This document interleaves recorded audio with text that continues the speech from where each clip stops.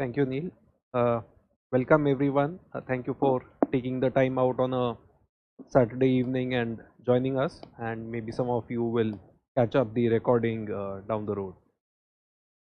Uh, Let us indulge in some bit of a time travel or flashback. Let's go to March and April of 2020. Uh, Seems to be pretty long back, but actually it was just last calendar year. So I was just referring to the March 2020 fact sheet that we had put out, and in that we had a note on what we saw in the marketplace, and we also had the return numbers. So let me just read out the return numbers as on March 2020. So 31st March 2020, 1 year trailing return was minus 15.62%. 3-year return as on 31st March 2020 was 2.42% per annum. 5-year returns 5.16% per annum, and since inception returns, which was about 7-year kind of returns, were 11.43% per annum. And these returns were obviously quite depressing to a lot of investors.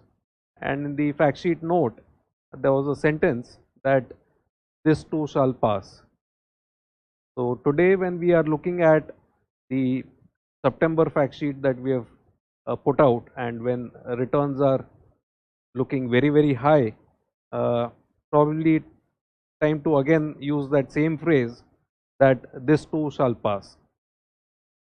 The interesting point about last year's fact sheet was that despite the peak pessimism that we had in March 2020, someone who had invested since inception for roughly 7 years still was making decent returns as compared to, let's say, alternative fixed income instruments.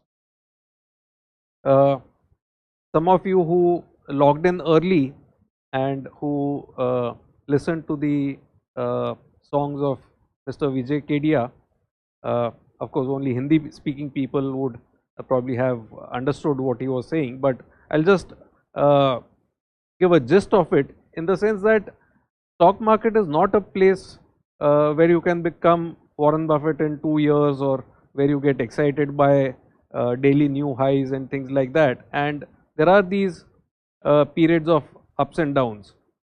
It's a place where you can invest regularly and hopefully compound your wealth over the long term, especially in the equity asset class.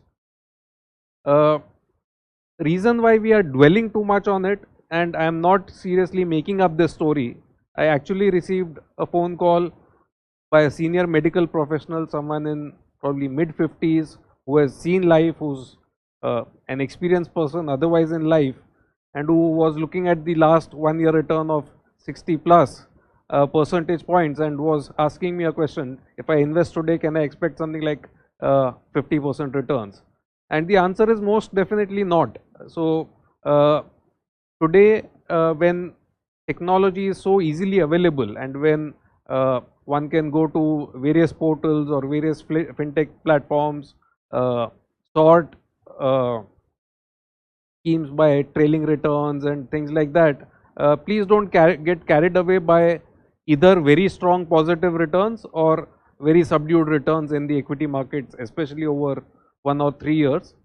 It's an asset class which is suitable only for the longer term horizon. So probably I'm belaboring the point, but it's very important, especially when a lot of new investors have come into the scheme and come into the markets. Mutual fund investments are subject to market risks. Read all scheme related documents carefully.